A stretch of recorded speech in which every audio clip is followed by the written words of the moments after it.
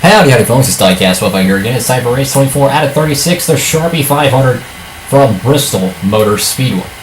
So, after finishing the bare minimum at Michigan, we happened to somewhat fill up our bank account a little bit. Team, our crew chief, let's see, Happiness is in the toilet. I don't care about the crew chief though. At this point, he's just a filler. Chassis shop will be 2 races away before that is complete, which is great. The Daytona 500 engine still 8 races away, but we're overhauling one engine that we can use hopefully at Darlington in a few races, so that will be fun.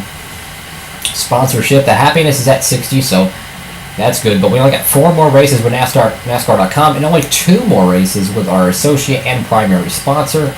And of course, only 4 more races with our driver sponsor. So, our partnership with NASCAR.com could be on the rocks, but that's okay. It's allowing us to be able to continue to keep racing. So, we're going to, let's see, we're going to choose pretty much the worst equipment possible.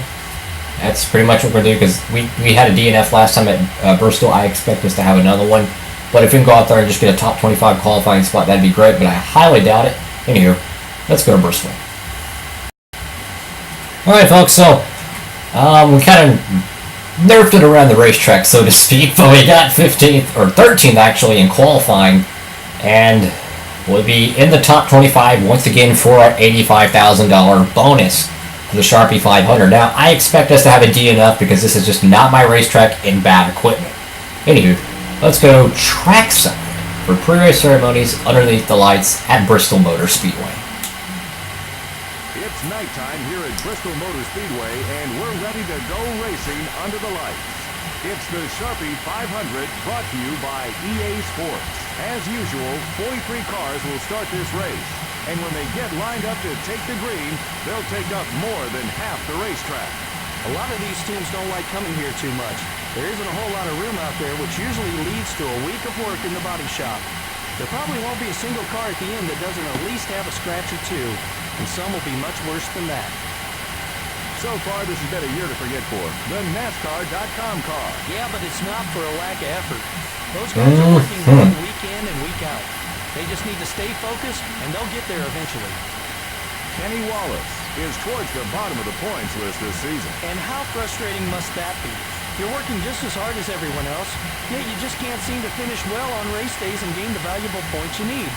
Those guys need a good finish just to regain their confidence as a team. Ward Burton hasn't had a good short track finish yet this season. Boy, a rough season indeed on these short tracks. He really needs a good finish in this one, if for nothing else, just to give him back his self-confidence.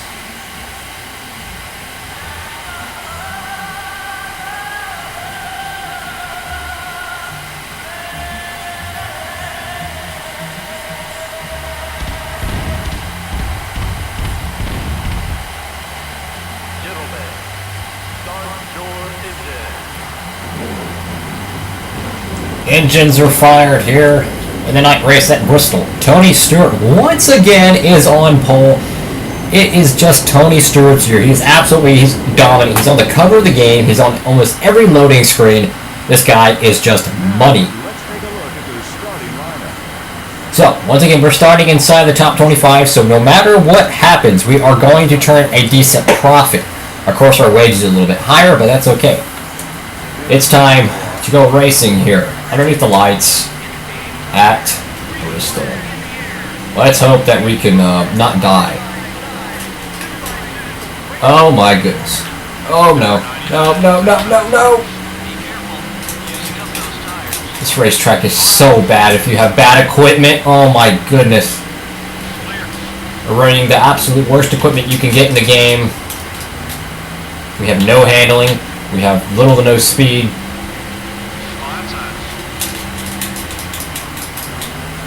And I learned from our last time at Bristol something we should adjust on in the setup, and I did do that, but as you can clearly see, it's not helping.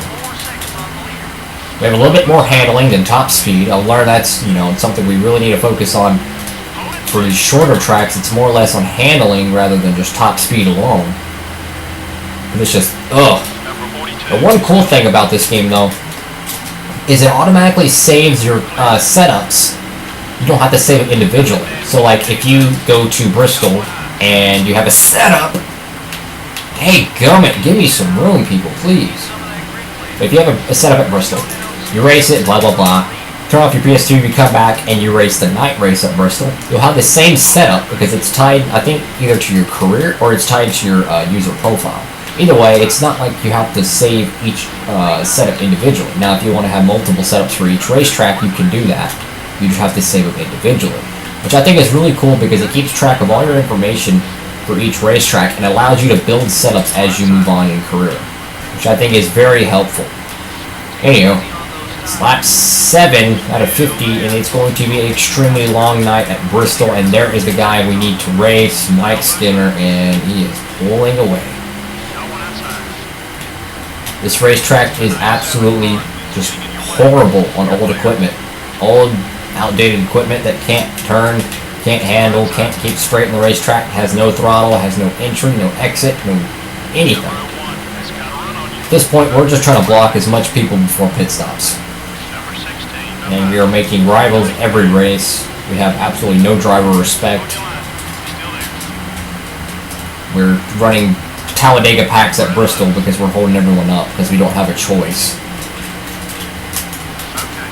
But yeah, I'll probably cut ahead if the race gets too out of hand, but right now I'll keep it going because, you know, at least we're running somewhat good.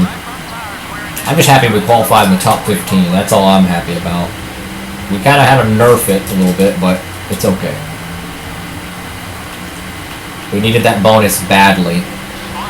But the bright side, though, for the career mode is our next 2 or 3 shop upgrades are actually going to be very small upgrades. They're only like $400,000 or $450,000 for the maximum quickest build.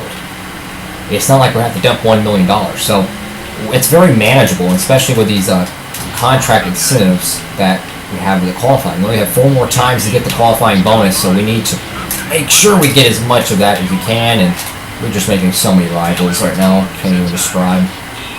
I'm expecting a DNF pretty badly here, because we just cannot keep off other cars. It's just so bad here, man.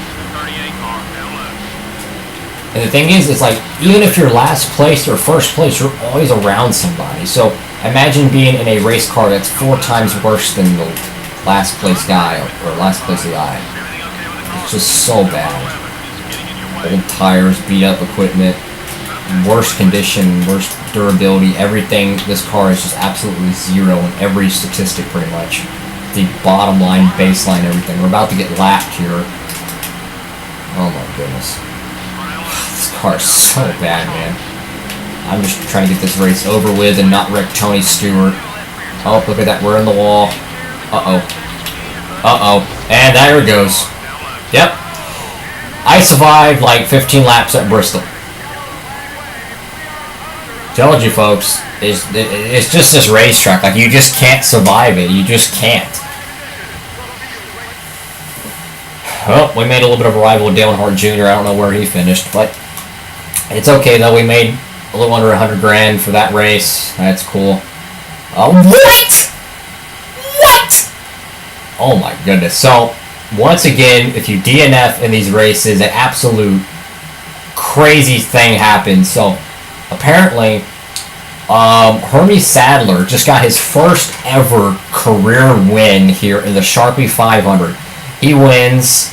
So his first ever wins. I'm guessing they had a field mileage or something because everybody it literally flipped the field in half. So I'm guessing that's what it was, is they had a bad field mileage thing. But Tony Stewart is going to finish. Let's see.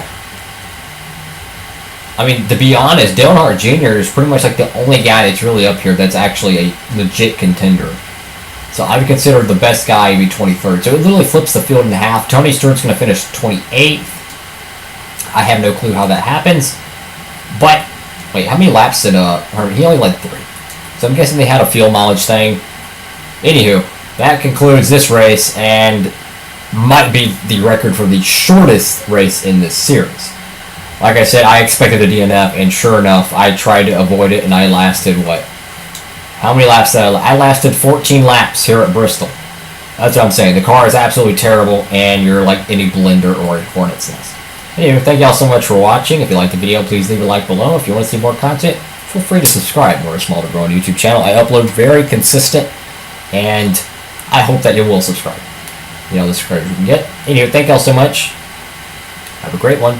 Guy Gas Buffet, signing off.